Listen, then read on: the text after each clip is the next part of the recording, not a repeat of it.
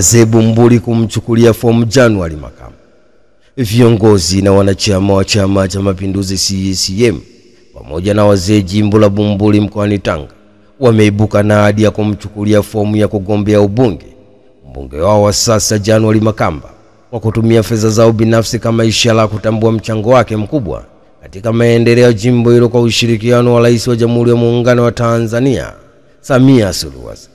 Azimio hilo limetolewa katika mkutano maalum wa pamoja wenye lengo la kujadili maendeleo ya Bumbuli.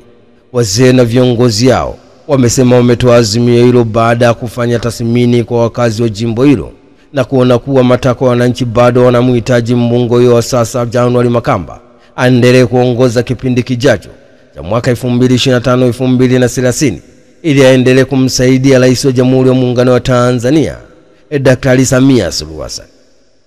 Mchango wa January Makamba katika maendeleo ya Bumbuli ni wa kipekee. Huyu sio kiongozi tu, bali anaongoza kwa vitendo. Muda ukifika sisi wenyewe tutamchukulia fomu ya ubunge, alisema mzee mmoja kwa msisitizo. Awali katibu mwenyekiti wa Chama cha Mapinduzi CCM wa kata ya Bumbuli Baraka Utanda akisoma azimio rasmi la pamoja la kuunga mkono Makamba kuendelea kuwa mbunge wa Bumbuli kwa kipindi kingine cha miaka 5.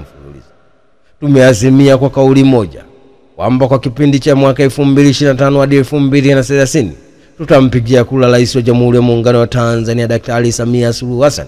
Tutampigia kura tena mbunge January Makamba. Tumeona wanavyojadili maendeleo na hatutaki kupoteza kiongozi wa aina hii, alisema Utanda.